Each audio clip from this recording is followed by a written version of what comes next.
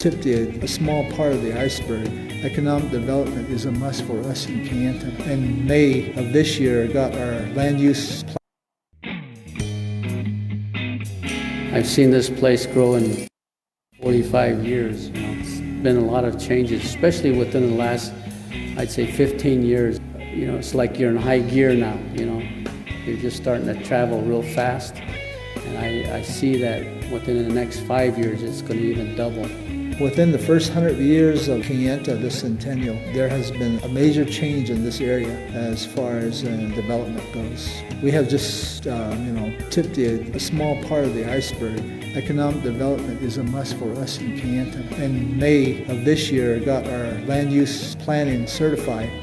It gives you a tremendous feeling to know that, you've accomplished something. It used to be just one building trading post, and you stop there, and you gas up, and you go on your way. The store was the gathering place or the social place where people greet each other and catch up on what's going on with them. My great-grandparents, John and Louisa Wetherill, left a large collection of photographs from here when the Wetherrills first moved here and operated out of tents.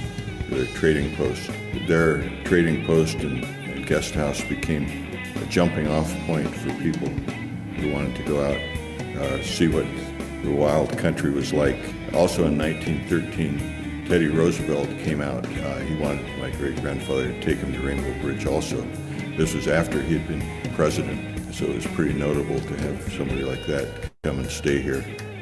Later on, movie makers came in and made some movies in Monument Valley, and the tourists really began to come in. Photographers like Joseph Munch saw these photos of this area when they decided to come out here and do the film Stagecoach with John Wayne. Our idea to this, and we hope that we're doing it right and feel that we had something to do with, our guests from all over the world coming in here, talking about the different films that have been made with stars like John Wayne and Henry Fonda and Richard Widmark and Charles Bronson.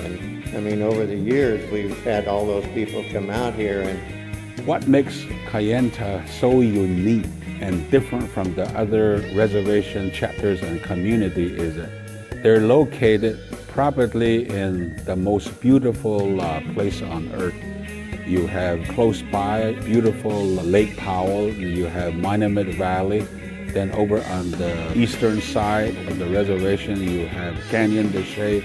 Those are the most beautiful place. Tourists from all over the world come to Navajo land to visit those areas, and that's what makes it different than all of the other communities. Because of Kayenta's progressive nature, it's going to be, I think, one of the main centers of the reservation. But I remember years ago in the 60s, the big time was supposed to be Windoruck and Chinle.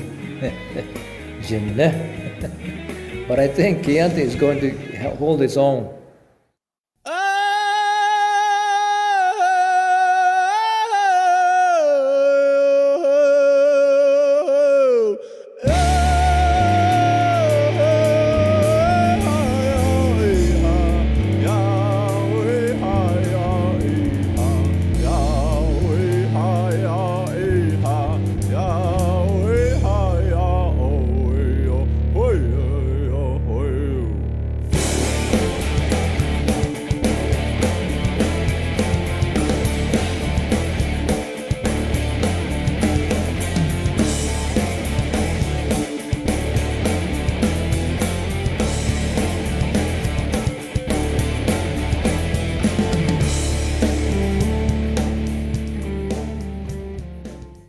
Kayenta has produced a lot of cowboys, and a lot of them, you remember the names of Stanley Young and Frank Charlie and those people, those individuals. They made rodeo here in Kayenta and made it to be what it was. The young people, they're good. And it's very good, and I'm happy that they're here. They are ours, and they grew in our hands. And they are here to be the future of Kayenta. This town is made by some core families, if you will, and I thought about those, I remember the Bradleys, the Clarks, the the Smiths, Saganese. Names such as the Bradley was a very prominent name, and also the Smith was a prominent name, and also the Benalis and Maloneys. They all were early leaders in this area. But they were leaders here since the 1920s, and they were good leaders, and they were very, very responsive to the need for a leader in Kayenta area, and they were good. But it really comes down to our grandpas and grandmas, They're the ones who really have pushed us. And later on, we become grandpas and grandmas, and so we just have to keep going. They walk into a room like this, you could feel it. And that's what I like to remember. We should think in terms of, 20 years from now, 30, 40, 50 years, and those goals need to be set and say, well, in 50 years we will be doing this, and we'll have these things. I think it's a dream, and make that dream come true.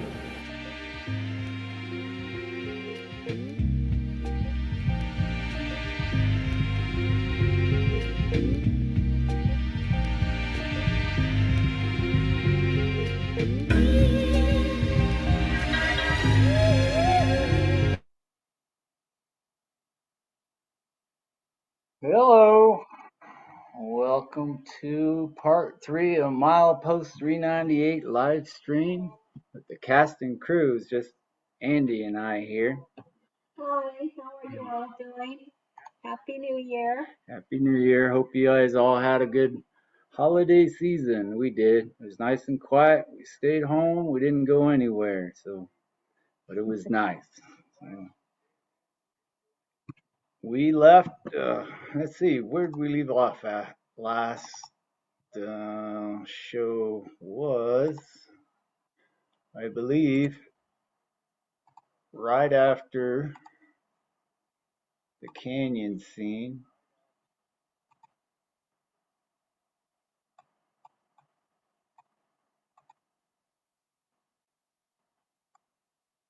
With Ray Ozzie and Cloyd.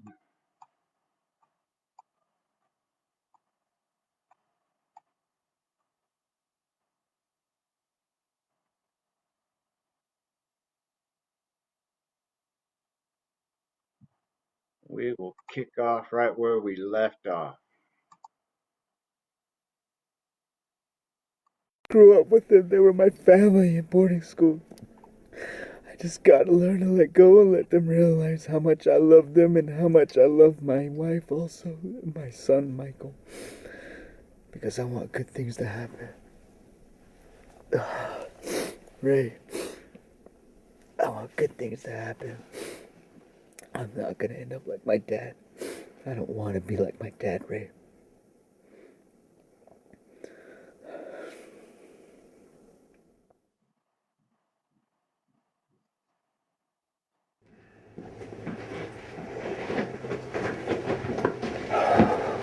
Hey, Betty. How's it going? Good, just folding these clothes. Folding clothes, huh? Mm-hmm. Cool.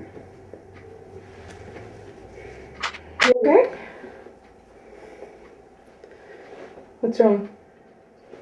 Hey, Steven. I never Hey, really had, what up, dude? I never You're really a had a chance milepost to tell you right anything now. about this. You see it? I never really said I was Yeah. sorry.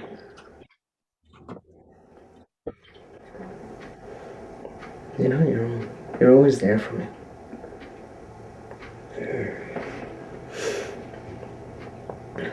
You haven't given up on me. No. You don't know how much that means to me. Never ever had anybody do that. Never ever had anybody hang in there, deal with all the stuff that you had to go through. I'm sorry if I ever hurt you. I'm sorry for making you cry, making it really rough on you, because out of all the people that will You don't deserve anything like that. I just want to let you know how much you mean to me. Because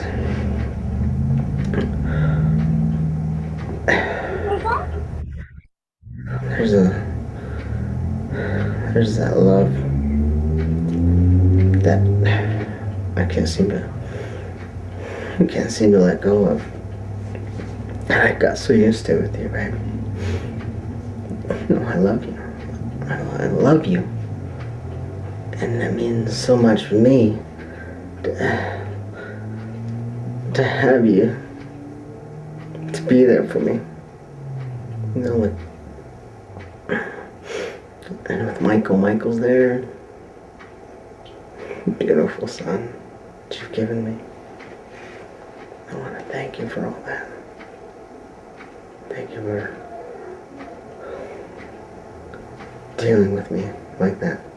So, I'm sorry. Okay, I'm sorry for everything.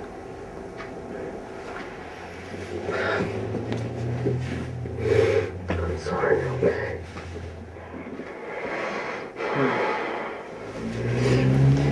It's okay.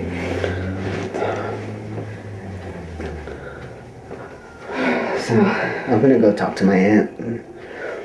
Okay. Visit her. Okay, that's fine. And just have a conversation and stuff with her too. Okay, you go do that. I think she needs to hear the same. So, yeah, I'm just gonna finish this and take Michael to skate park and so. Okay, babe. Okay. Bye. I'll see you later. I love you.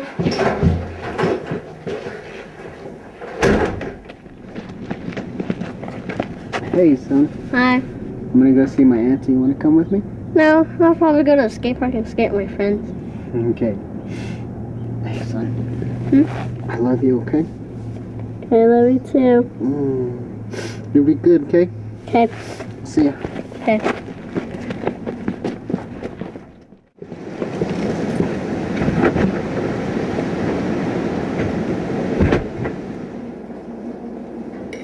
Hey, Ma. 哎呀，才选我是也真是呢。Oh, it's so good to see you. Audrey, Lorraine, and Michael. Oh, Lorraine's at home. She's washing the clothes. And Michael, skate park. He's always over there, Mom. He's good, though. He's real good. He knows what to do over there. Like you. Actually, I was just eating here. Oh, yeah. Thinking about you and Lorraine and the baby. Yeah. So I've been home. So you're cooking some mutton, huh? Yes, I'm cooking some. I just got done. I made some bread. Was hoping that you'll come by with your family. Oh, sorry, Mom. It's a Here's nice some day. bread. All right. You can share some. Eat with me. All right. Yes. You want some chili or anything?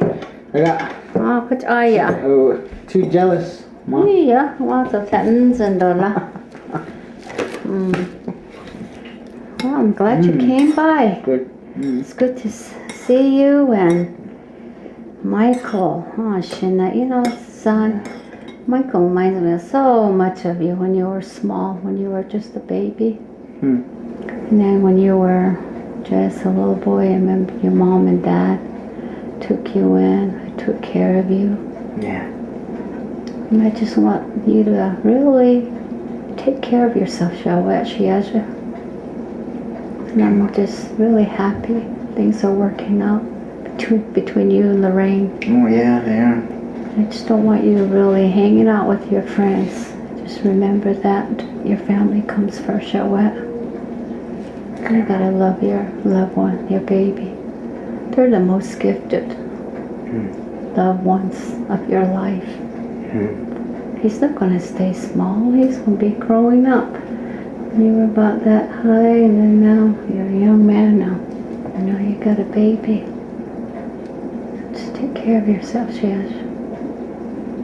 I'm always thinking about all of you. Sometimes I just sit here and cry. hoping, but I think finally things will work out for you. So just take care of your job and your family, Shawet. She has her. That's all I'm asking for. Let me see.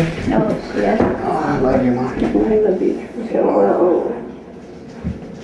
I love you so much, and I'm so glad that things are working out for you in the rain. Yeah, Mom, we're doing okay.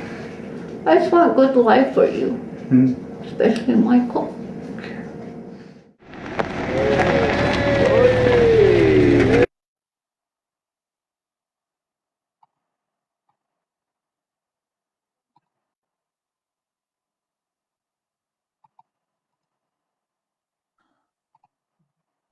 Hey, Steven. Yo, what up, man? Sorry. Just I'm trying to fix my camera, dude. We're live right now, bro. Oh shoot. Oh, for real? We have been, bro. We've been live the whole time. Got a good look at your house. Yeah, we just got done watching the scene where Cloyd goes to see his aunt, which is played by my mother-in-law, Andy, my wife's mother. Oh, okay. Wow, she did good. Like I was gonna say, who's the actor? How'd you find her? I'll try. Let's try. Oh, she did good. Yeah, so, but my mom's out. Wasn't able to make it today, so she's busy doing some other things. We were hoping to have her on, but like I said, she's been busy doing other things. So, but we kind of had her already cast for the part from the very beginning when we wrote the script. Yeah.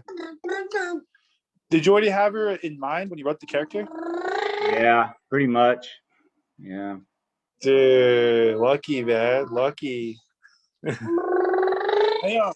give me 1 second. I'm gonna change my kid's diaper real quick. All right. All right. Yeah. Okay. Yeah, I'm gonna put it right here.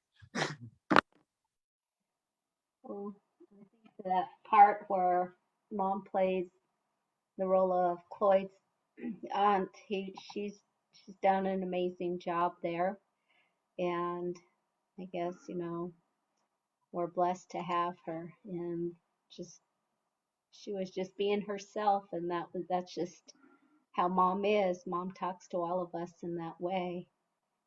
She's very encouraging, loving, caring, kind, and her heart is huge that she goes out of her way to make sure everybody's doing the best that they can,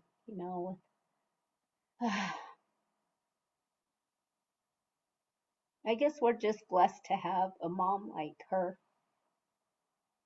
Strong woman, very knowledgeable, and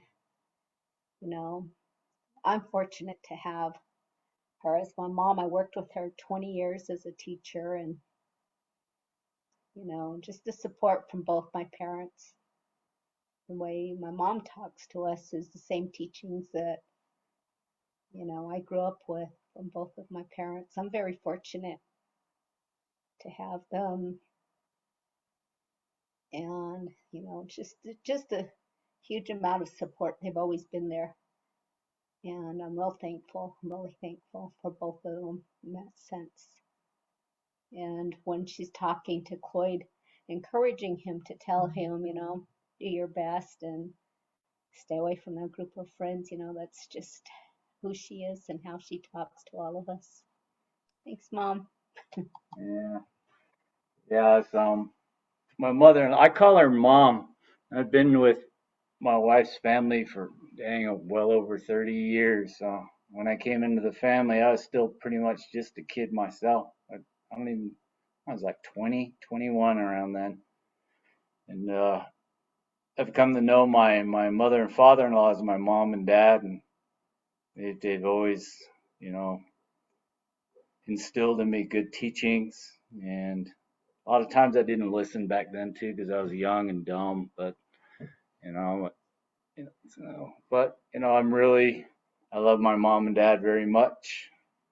They're always there for us when we need them. they're always there for me when I need them too as well. They always speak good words to me, encourage me, support us in all that we do. And, you know, and my mom, Ruth Bradley, when she played the part of Cloyd's aunt, she kind of like, she says, I don't know what to do. I don't know what to say or anything. We just told her, just be yourself. Pretend like you're talking to your own son, your nephew.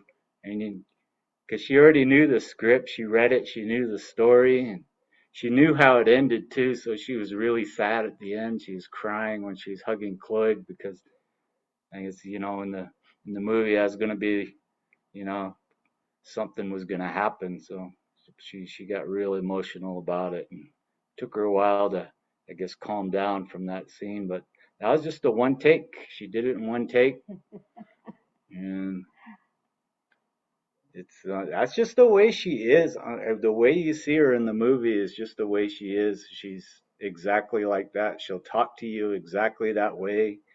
She's just that kind of that. She's a very kind person like that, and very caring, very loving, very thoughtful, you know. And she after the movie, she still gets recognized out in public all the time. All the time she gets recognized, and she gets her picture taken with fans and autographs. I think people buy her coffee, things like that. So it's pretty neat. So and my father-in-law says I'm married to a movie star. So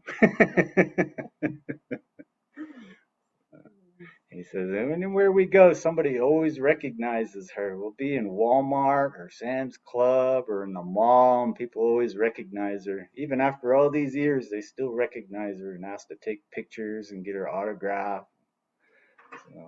So people, recognize her to this day. And we're just really proud of her. She did a really good job in the movie, and we love her. We love her with all our hearts. And she's always been, she's a good mom. She's the best mom anybody could ask for. So, you know, I really wish she would have been here and be able to participate in this live stream. I'm sure she would have. Yeah. But yes, a lot of the young men, the kids, I guess, that my parents took in and let them stay and live with us. You know, she talked to all of them the same way. Yeah. So all of to my extended brothers that have come through the home and went out to take care and start their own lives. Mom's always been there for all of them. So again, thank you, Mom, for all that you've done. Oh, yeah, Shema. We'll go ahead and get started with some more of the film here. Let me see here. I'm still trying to get the hang of this Zoom here. So we're going to start here. Everybody see that all right?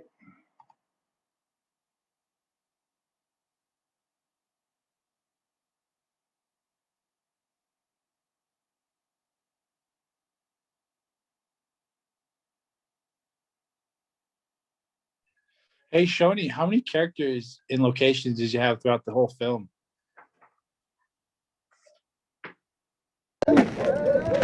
Thought he was a Hopi carrying around Peaky bread. Pull that back a bit. Be growing up. In the bag, man. Much, and I'm so glad that things are working out for you in the rain. Yeah, Mom, what's going on? We'll get back to your question. I just want a good life for you. Done with this next scene. Especially Michael.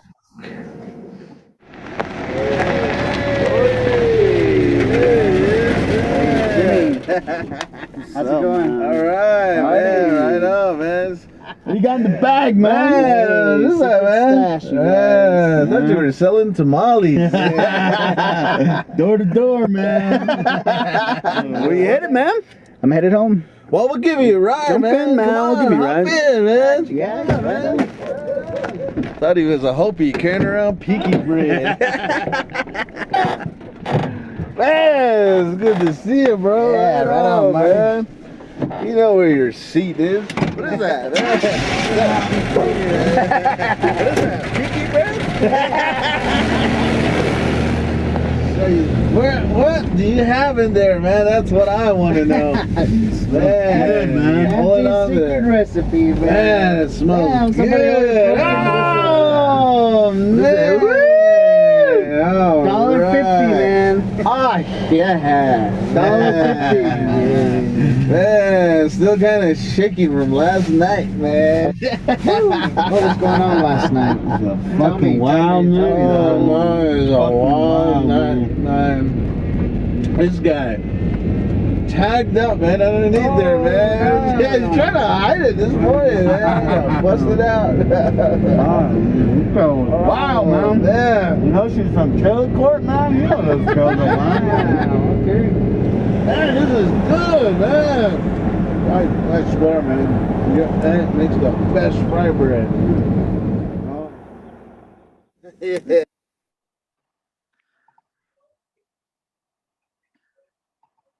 All right, Steven, what was your question? Yeah, I was wondering how many do you have like a bunch of characters and locations, man? How much did you have all together?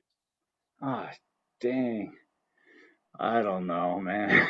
Yeah, I'm telling you, I was just like, dude, you got some good spots. I was like, Well, when we wrote the script, we kind of just pictured it in our mind where the locations were at, and some of the ones we went to just kind of didn't work out, so we had to go find another location. I know with the hitchhiking scenes further back in the film, I kind of had an idea of where we're going to shoot those, and I did go back and scout them out to make sure they were, feasible, still able to use. Characters, that was another thing. We did a casting call, and we cast for a few key roles, but the lead roles like Cloyd and Jimmy and Marty, Ray Ozzie. Who else was it? Oh, my mother-in-law, Ruth Bradley. Those are already locked down before we even casted, so those were done. And the rest of some of the other supporting roles like Kim and Cloyd's mom back in the 70s and his dad. We had those, but we ran into an issue with a certain cast member that we casted before, and we kind of had to switch things around and move some of the actors into the other roles and kind of move around and reshoot entire scenes. Is kind of well beyond our control. So, yeah. I think if you look at on YouTube, look at our old trailer for Milepost 398 I have on there, you can see some of the other actors we used that are not in the movie. Oh, okay. Yeah.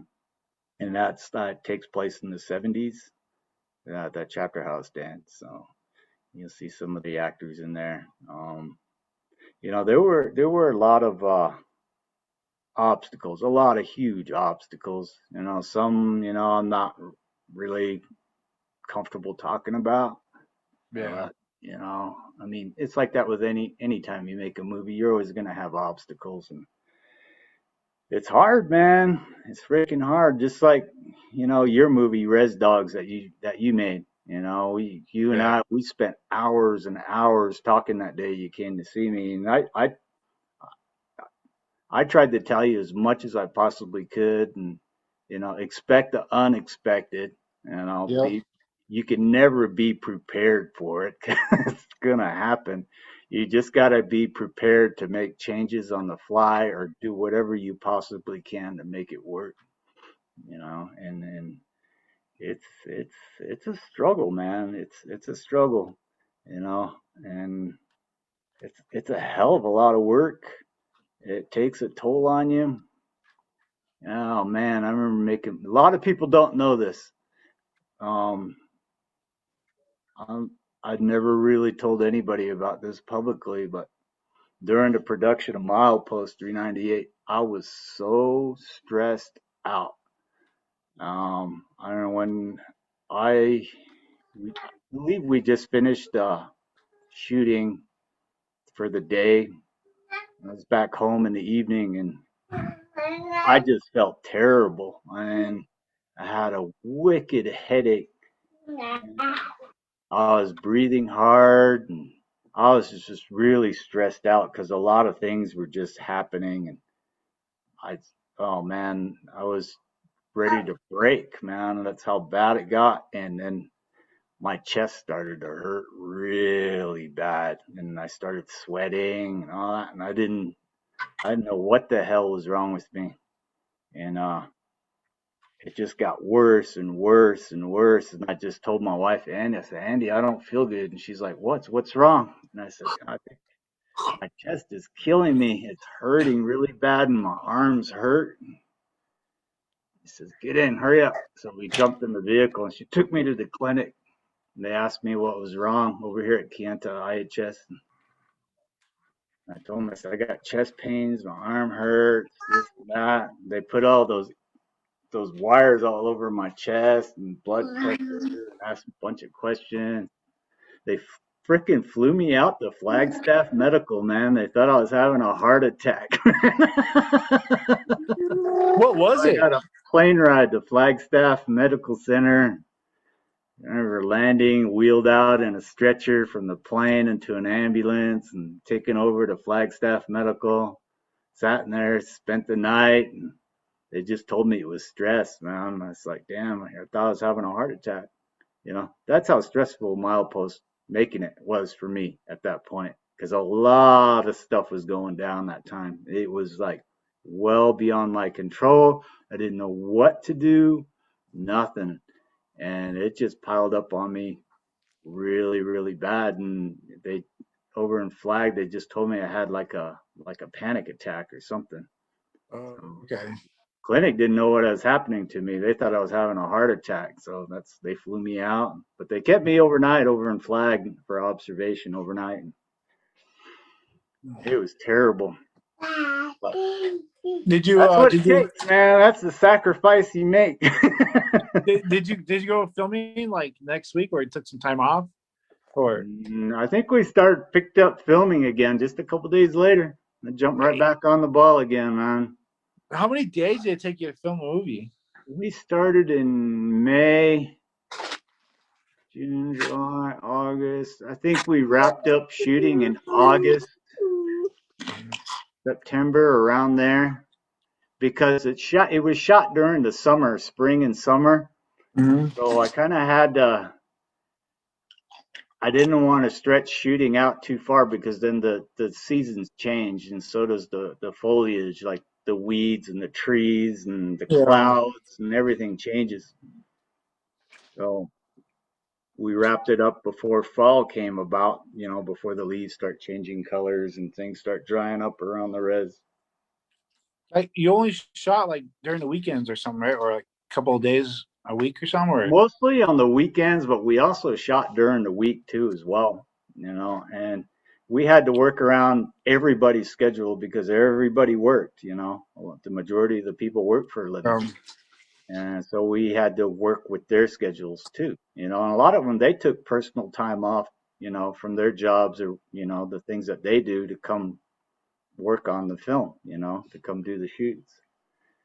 And you know, a lot of times it get frustrating too because we'd set a date and a time to go do a shoot, you know, to do some scenes. And, you know, some actors would show up and maybe one would not show up and wouldn't answer their cell phone, things like that, and just, you know, ditch us. But, you know, I can't blame them, you know. There's only so much you can do before, you know, you get sick of it, you know, as an actor, you know. It's like, you know, and I know they were under a lot of stress too, and they're probably just getting sick of it, wondering when the hell it's going to end, you know, because they weren't getting paid, you know, none of us were getting paid for it, you know, and, you know, and we asked a lot. Me actually, I asked a lot of them. I mean, a lot. And in hindsight, I guess, you know, I could say I feel bad about it, because I pushed a lot of them really, really hard, and I'll admit, I was a dick, I was an asshole, for sure, but in hindsight, I feel bad for being that way, but we had to get it done, man. We had to get it done, and it's just a lot of work, man.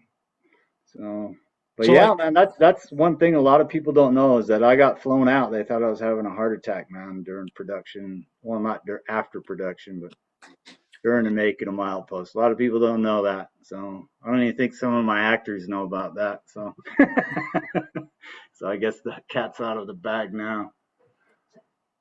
But oh my God, I smoked so many cigarettes during that time, dude. I mean, I smoked a lot.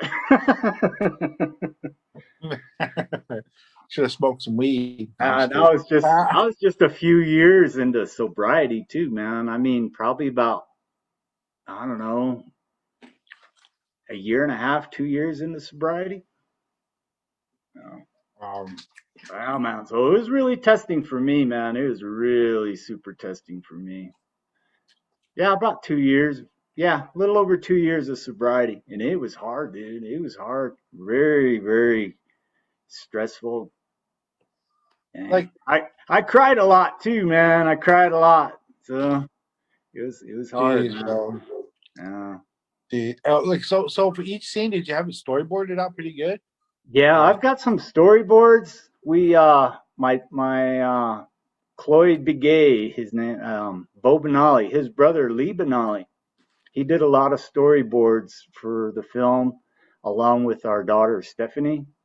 So they did a lot of the storyboards on those what do you got, 3x4, 3x5 index cards. Oh, okay. So we've got a whole stack of those, and we kind of used them in the beginning, like during rehearsals, and to kind of show the actors what we kind of envision and what we want it to look like, and they help.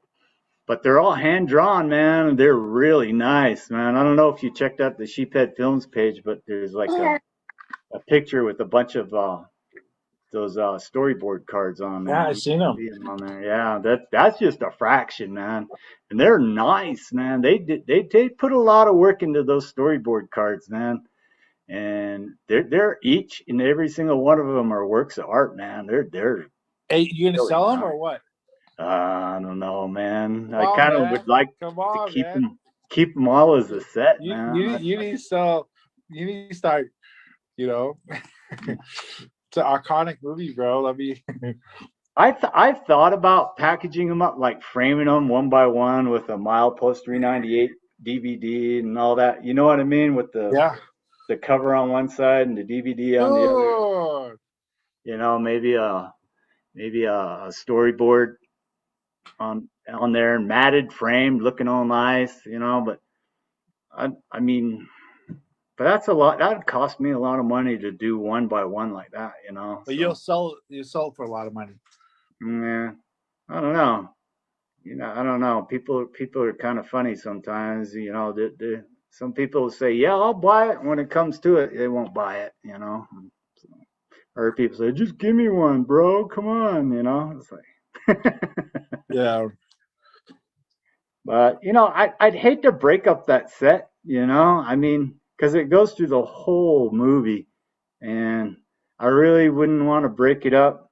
And I kind of did have an idea what to do with it. I kind of like to just take the audio from Milepost 398 and just use the storyboards. Do like animation? Yeah, kind of. Not so much an animation. It's kind of like a slideshow, Yeah. Where you can like zoom in close to the storyboard and pan out or pan to the side and up and down. Kind of do it that way. I was kind of thinking about doing something like that, but shit, man, I'm lazy. But it's a lot of fun. Making the movie I look back and it was a lot of fun.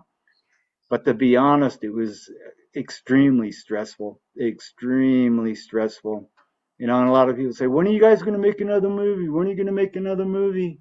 you know, and it sounds all good and all that. You know, I say, yeah, I'm gonna make another one, and then I think back of the production of Milepost and, you know, getting flown out, and you know, my attitude, and you know, it's just, oh God, I'd hate to walk that line again. You know, your mental health, right? yeah, Yeah. yeah, and because it takes a major toll on you, man. You know, and I've had a lot of people say, "Come on, Shoney, let's do a film together," you know, and then I'm like, oh, I don't know about that. I don't know. I mean, I've collaborated on a couple films with a couple people, and it makes it a little easier, you know. But I mean, it's still highly stressful, you know.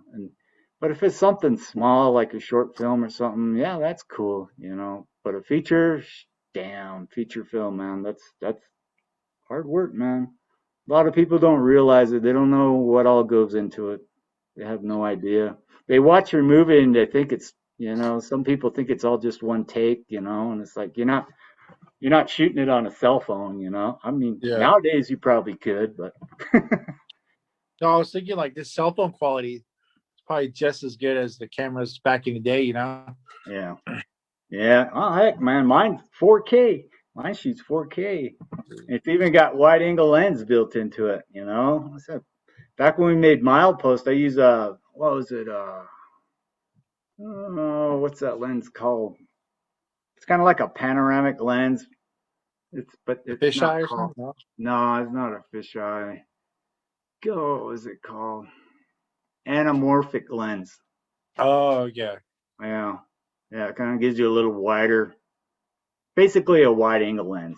So yeah, just shot in anamorphic. So, and if you look at the new HD version, which we're watching right now, is the HD version. I converted all to HD.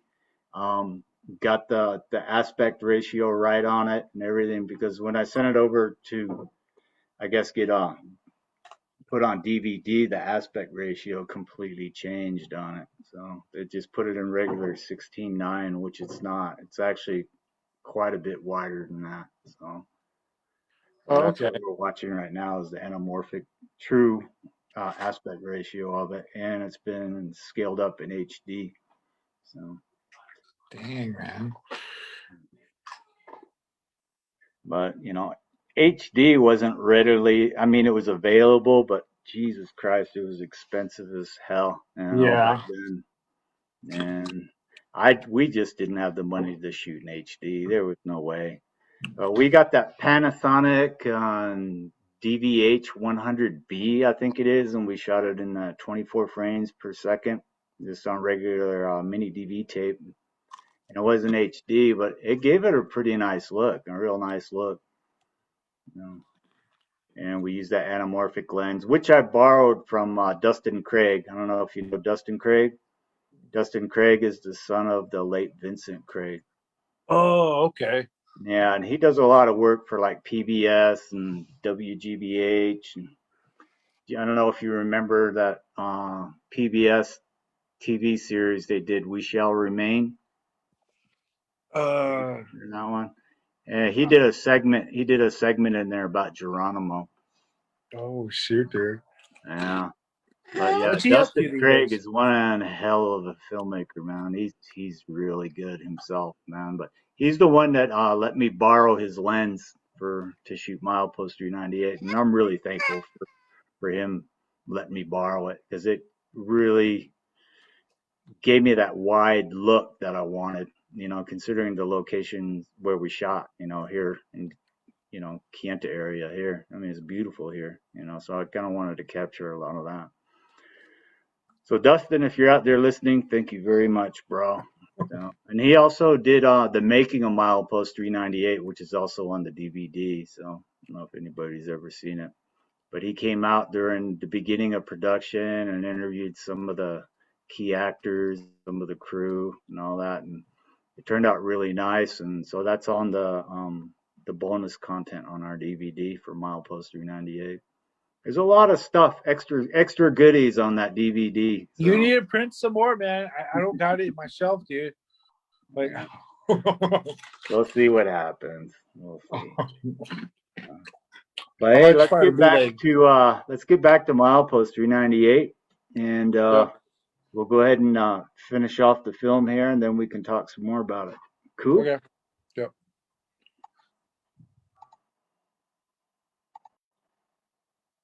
Let's pull it back here a little bit. There we go. Wow, man. Yeah. You know she's from Chillicothe, man? You know those girls, man. Okay. Man, this is good, man. I swear, man. That makes the best fry bread. Yeah. Hey, Jimmy, Marty. Hey, I think you guys should take me home now, man. Been out way too late. It's time for me to get home. Shit, man. Hey, man, you can take a drink all night. Yeah, you've been hanging with us all day. You haven't even taken a drink yet, man. Come on. Yeah. I know, man. That's why, you know. I'm not ready to go into all this. I'm not ready to do any more drinking. I had to take that one drink tonight, and, you know, 6-pack later, and case. That's the way it is, man. For me, all right? I can't hold that shit. Go fucking A or something? No, man. You know what A means? Always alcoholic.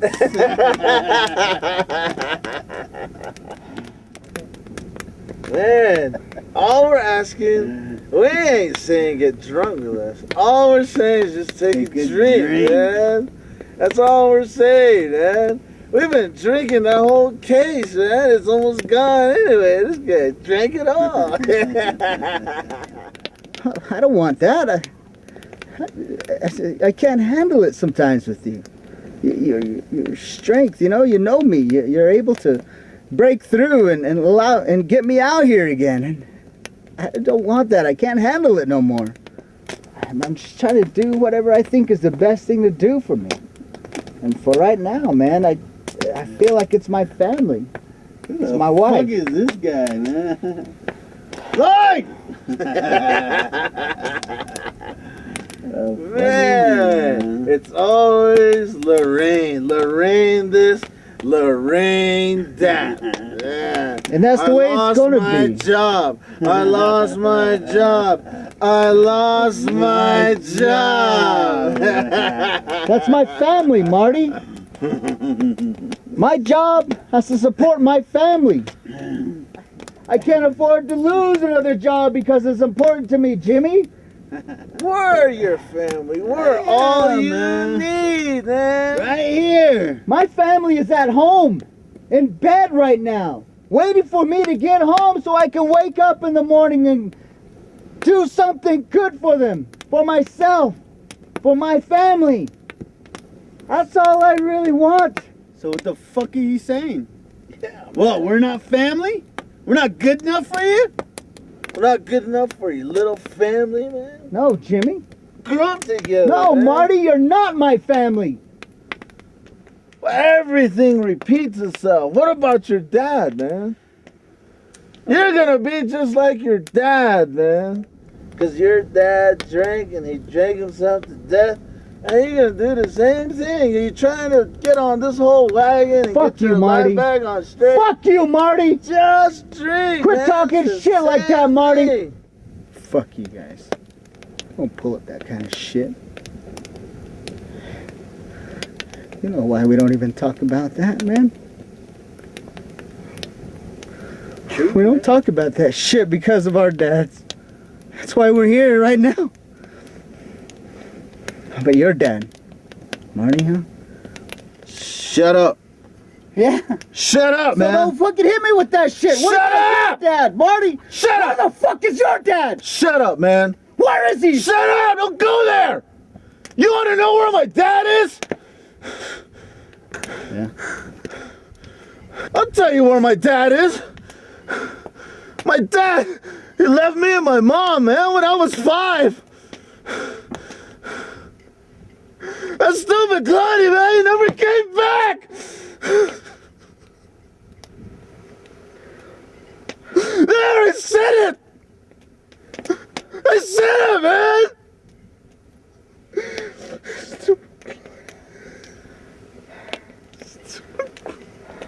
All right, Marty.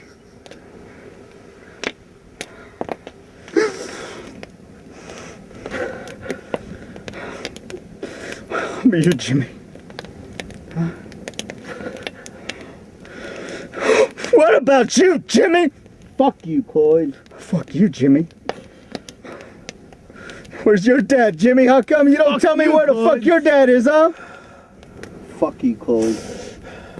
You don't want to go through this, you know why? Because your dad is in the same goddamn place my dad's at, Jimmy! Fuck you! Fuck you! Hey! Jimmy! Jimmy! Jimmy! Jimmy! Jimmy! Jimmy! Hey!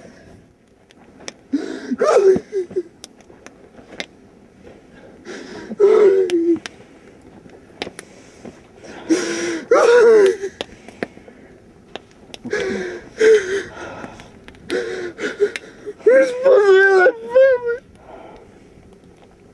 You guys are all the family. The one thing I don't understand is why people laugh at this part of the scene. And I'll never understand it. Even all the live screenings we've ever done, people always laugh at this part. I don't understand. It's like a really dramatic part in the movie, and people just start laughing. Like, well, I mean, like a comedy bit. Like it speaks truth, and you see it, and the only thing you do about it is just kind of laugh at it. You know? Yeah, and I don't know. I just don't understand why. I mean, I don't see any comedy in it, you know? No, man, it's intense, bro. Yeah, and then every screening we've been to, there's always been people in there laughing about it, like it's a funny part of the film, you know? And it's like, I don't know. I don't understand it. I don't know. Anyways, wanted to bring that up. Let's get back to the movie.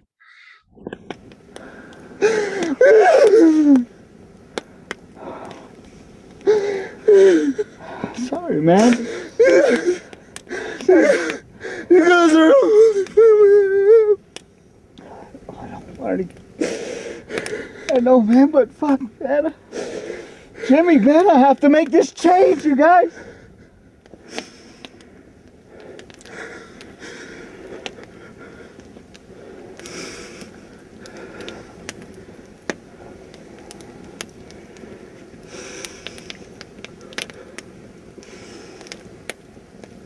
Yeah, man, it's cool.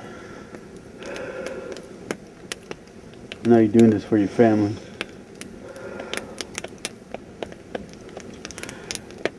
Oh, Cloyd.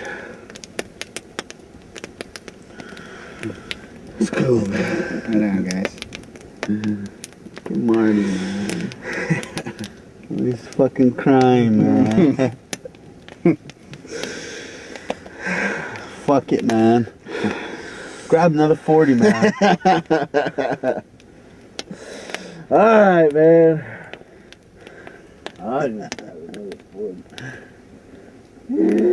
Fucking Cloyd, man. I can pack a punch, man. Fucker's all crying, man. That's cool, man. I know what you're talking about. Shit, cat. Yo. What's up? Then no more brew. Fuck. Well, guess we're going on horses. Hey, man. I guess we gotta go to horses. Let's go. Hey, you guys are pretty fucked up, right, man? Aw, man. Cool, man. Why don't you let me drive tonight, man? I know. What do I say, Cloyd? Jimmy, nobody drives. Ride my fucking ride. Come on, Jimmy. Just one time, man. Always. I want to make sure I get home safe. I don't know. I'll bring us home. Okay. You're asking a lot. Fuck it. Fuck it, let's go. Hey! Don't fucking tell nobody, too, man. Let's go. All right, man. Keisha.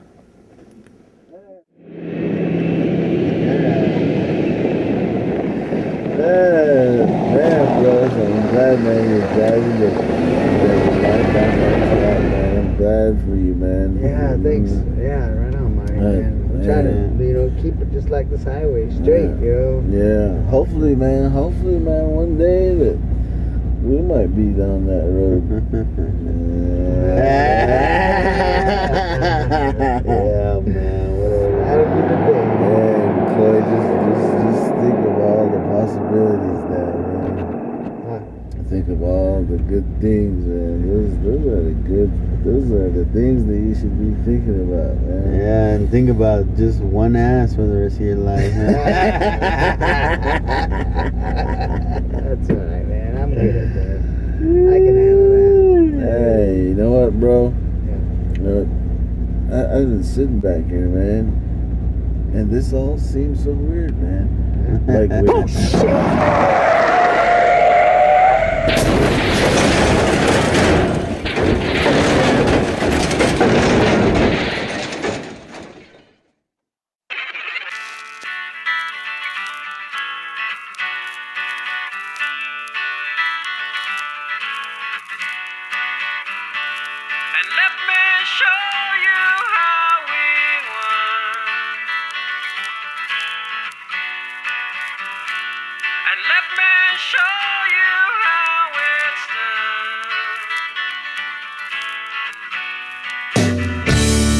It's not as easy as it seems.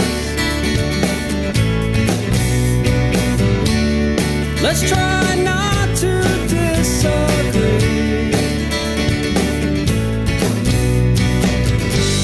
And I don't care about what you read, and I don't know about what they said. And I'm not sure of what you've seen. And let me show you what I believe.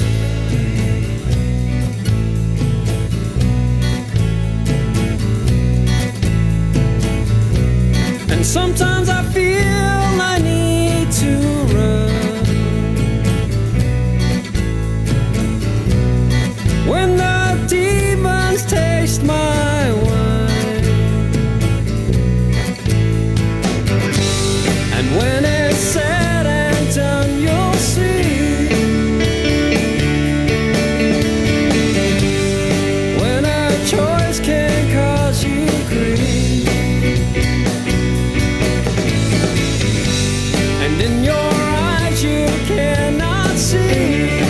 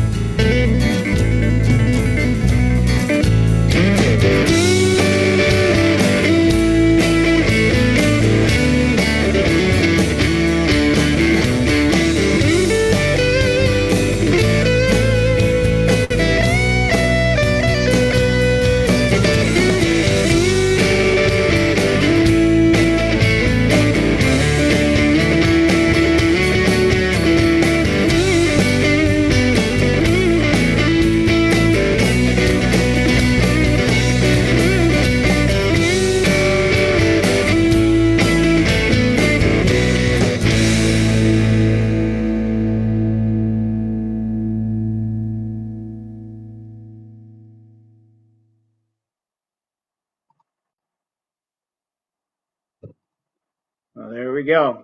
That's milepost 398. All done. Bye.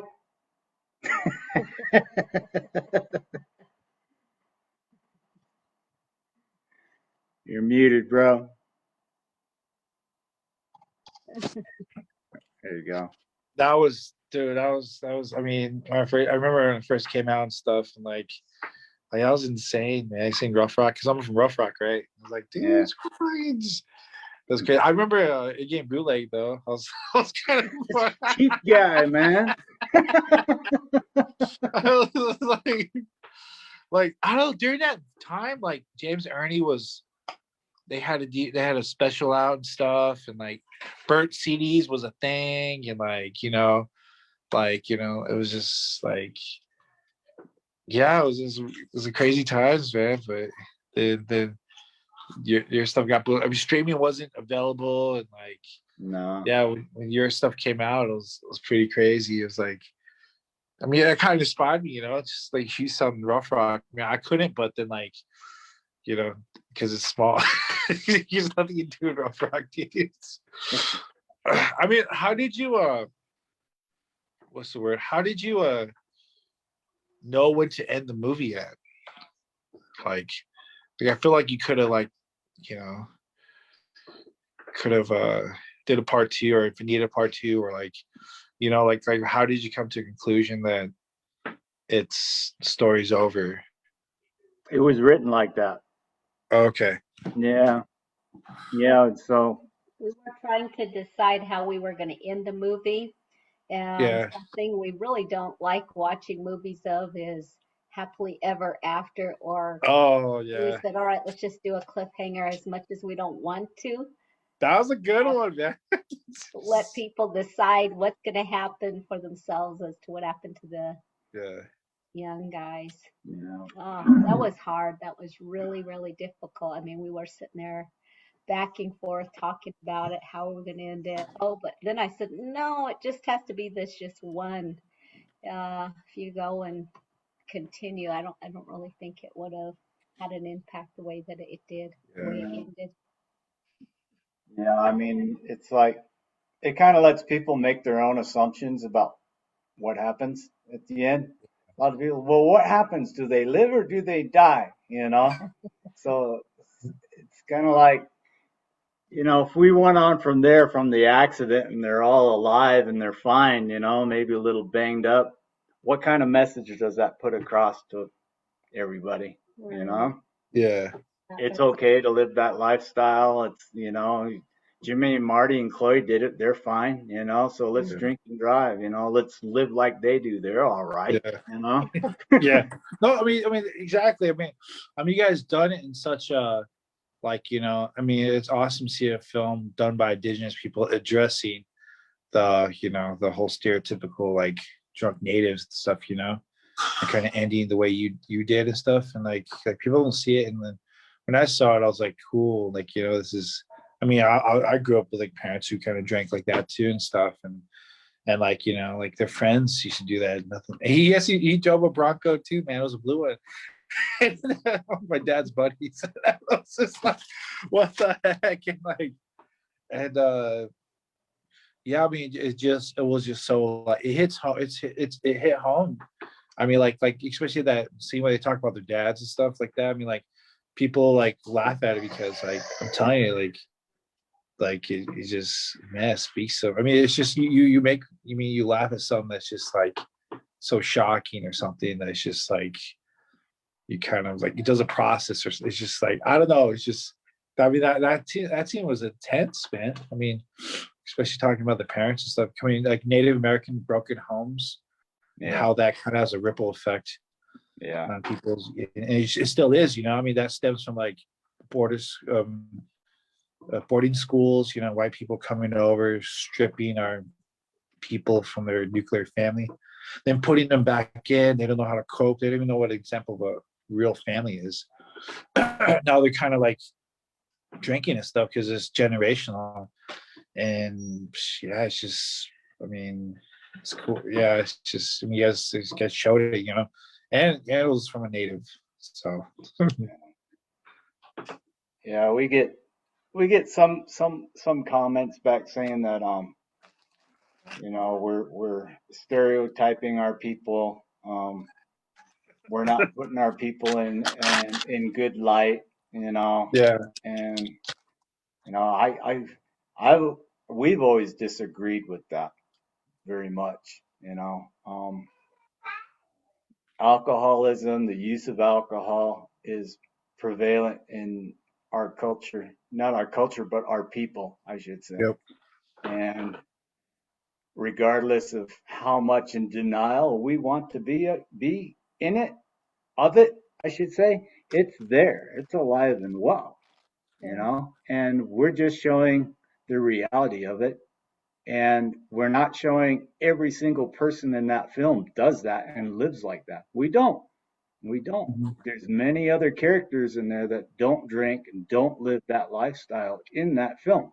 You know, so when people sit there and say that our film is nothing but glamorizing the use of alcohol and a careless lifestyle, it's completely wrong. Apparently, they're not watching what's going on the rest of the movie. They don't understand. Yeah. That's the way I look at it, and it's usually the comment I give back is exactly what I just said. You know, I mean, you know, his wife, Cloyd's wife, she's not out there drinking. She's working. She works for a living. You know, Yeah. she takes care of her kid. Cloyd's mom, not mom, but aunt, she's at home. She doesn't live like that. Ray Yazzie, he doesn't live like that. The store owner where Cloyd Begay works, he's not like that either. You know, it's just those three characters that live like that, and it's Cloyd Begay struggling to, you know, get his act together. You know, he wants Yeah. to be with his friends, but he also wants to be with his wife and kid. He grew up in a terrible family where his dad drank, you know, and he's trying to break that cycle the best way he can, you know, and it's a hard thing to do. So when you wrote the movie, like, which audience did you write it for? Like Navajo people, or like outsiders, kind of, or like? When we were writing it, it basically was just telling a story.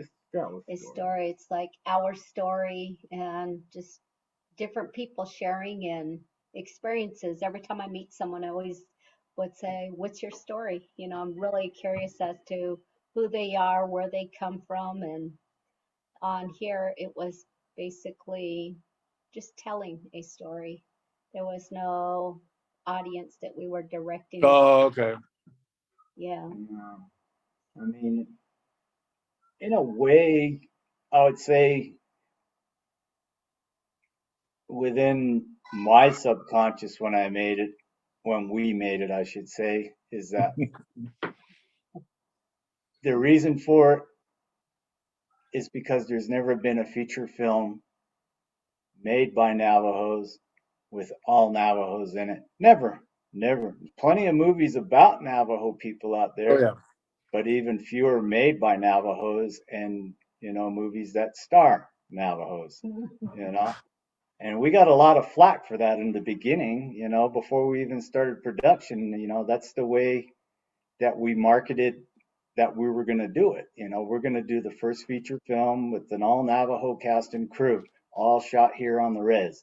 You know, and we got, you know, comments from people, Navajos can't act, you know, Navajos can't make a movie, you know, and that's, we got a lot of that, you know, and that just made us more determined to say, okay, we'll show you. It can be done, and we're going to do it. Navajos can act. Navajos can make movies. Yes, you can make a movie about Navajo on Navajo land, where it belongs. Not off the res, not somewhere in California or New York or on the plains of the United States, you know. Let's put us where we belong, right here on Navajo land, you know. That's just the way I want. And we don't want no palm trees in the background, you know, and say it's the res. I've seen movies like that, you know. Yeah. It's wrong, you know. And Yeah. but you know, it's just something that we wanted to do, and I'd say you know, our geared audience was our own people. I would like to say, you know, it was geared towards our own people, our Navajo people, you know, and all Native people for that matter, you know, and a lot of other Native tribes, you know, they really like it too, you know. Yeah. We all face a lot of the same issues, you know, and deal with a lot of the same issues, just like what's portrayed in the film. Yeah, dude. Yeah, I'm sorry, Shoni, but dude, we could talk for hours. I had my wife's needs me, man. But dude, it was nice watching, dude. Like we need to connect again. and just talk about it, man. Yeah. Well, Dude, we like, know that you got your movie out, Res Dogs. oh yeah, Which is Res right Dogs. behind you. You can see the poster behind you there. So people out Oh yeah. there see his movie Res Dogs, man. So he made his first feature film. I've seen it. It's freaking awesome. I love it. And kudos to you, bro, man. I take my hat off to you. You got my respect. Anybody that can tackle and do a feature film, oh man, mad respect to you, bro. When we were talking, you said like how you broke it up. I mean, just hearing like people like how what kind of like problems you made with like people breaking it up, that kind of inspired me. Okay, we need to get this done in one shot, or it's not gonna happen. Yeah. And so because I mean, from your experience, you're like you told me, okay, this happened, this actor didn't show up, and this, and you know what I mean? But boom, boom, boom. And I was like, oh man, we better. I mean, this is one and done. So like, yeah. so I mean, like, I was just like, yeah, we better do. I mean, this, yeah. I mean, from that conversation, yeah, man, just hearing problems came up. That was pretty awesome. Yeah, I mean, if you got the opportunity to get it done and get it done right there and then, rather than later, do it right then, not later, man, because you most likely will not have that opportunity again. Exactly. I was thinking in my head, like, okay, we're gonna film these scenes in these 2 days, and you'll come back a month to it, and kind of spread it over. So I was like, no, man, it's not gonna... ain't gonna work, bro. yeah. It's something, but well, at least for me, it didn't, So yeah. But I'm not saying it's impossible, but for me, that wasn't really much of an option. So. Well, we did go back and add another scene later. We talked about it, I think, in part 2 that we did 3 weeks ago. We talked about the scene where Ernest Ray Yazzie was picking up his son from school because his son got in trouble at school for drugs and alcohol. It's when he jumps out of the vehicle. That was the very last scene that we shot, and that was added. And that was I think in November we did that. So it was really close to winter. And, that was something that we done. We shot that over by Goulding's Lodge. Oh, okay. Yeah.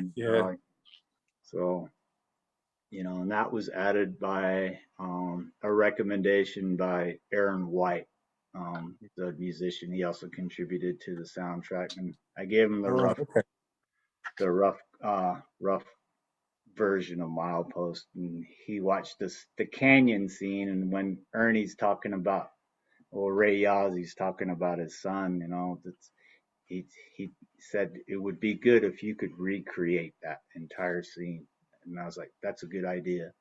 And so we did. We went back and recreated that scene that Ray Yazzie's talking about his son in the canyon, about what happened to him. Yeah. And that really brought that entire scene home. So, plus, Ernie's monologue on there, and Ernie wrote that. So wow. I didn't write that. We didn't write that. That was all him. So my hat's off to him. That's how he won. I think Best Supporting Actor for that, man. He won American Indian Film Festival in San Francisco for that, man. Dude, that's crazy. There's Milepost got some really good talent, James Junes, I mean, he landed a good number of roles after that, and he's still doing films, and unfortunately, he's saying he's getting typecast as a drunk, and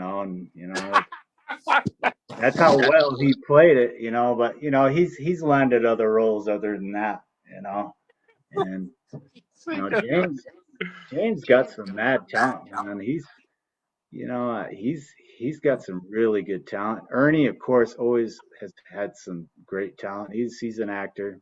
The late Gerald Vandiver, he's done a lot of acting prior to Milepost 398. He's done a lot of work. He helped out a lot during the making of Milepost 398. He helped with a lot of the actors who had no experience. He coached them, showed them a lot of things, Yeah. And then you've got Bo Benali, who played Cloyd. He has a degree in stage, or what do you call it? Drama or something? Or Theater. He's got a degree in theater? theater, so he's got a lot of stage acting skills, and he brought a lot of his skills to the table too. So everybody pitched in. Everybody did a little bit of something. So it wasn't all Andy and I. A lot of the people everybody that was involved with Milepost 398 contributed greatly, man. Everybody has got a little piece of them in that film. Every single person that was involved in it. So. That's awesome, man. It's just I just want to go make a film right now. Well, man. But, yeah, Sony, dude. Yeah, I kind of dip out. My wife's like, she wants hurry me up. To, yeah. Hurry up, man. All right, Stephen, we'll go ahead and let you go. And I think we're going to go ahead and end the show right now. But I'd like to thank everybody for tuning in and watching, the last part of Milepost 398 here. The last one we did was 3 weeks ago, and that was due to a lot of the holidays. We had Christmas roll up on us, and then we had New Year's roll up on us. So we'll do it after the New Year and do the last part of Milepost 398. But I do appreciate everybody that came and tuned in and watched all the episodes. We also are uploading it on our YouTube page too. So if you miss it, it's going to be on our YouTube page, which is just type in Sheephead Films on Yahoo and it'll take you straight to our channel there. It's also going to be on our Facebook page too as well. We're really thankful to everybody out there who's supported us all these years in everything that we have done. Thank you so much to everybody out there. I mean, words of thanks just doesn't really give it justice how thankful we are, from the bottom of our hearts. Thank you. I mean, we couldn't have done this without everybody out there. Thank you so much. And I'm really glad that the film is still alive and well and people still love it, and that means so much to us, so much. Yes, thank you, all of you. And not to forget Tony. Tony Rosales. Thank you so much. Music was a huge inspiration to this film. Coalition. The band Coalition from Tuba City, Arizona played a monstrous role in the soundtrack of Milepost 398. Aaron White, Keda, Rising Conviction, Ethnic Degeneration, and thank everybody. I mean, it's like we say, everybody has a little bit of them in this film. Everybody that was involved. It wasn't just Andy and I. It was everybody. And special great thanks and just everything again to Mom and Dad. Yeah. We're always supporting us in whatever we are working on or doing. Great support from family, friends. Yeah. And couldn't have done it without family and friends. Thank you all. And my other half right here. Thank you. Thank you much, everybody. Have a good evening and be safe out there. We love you all.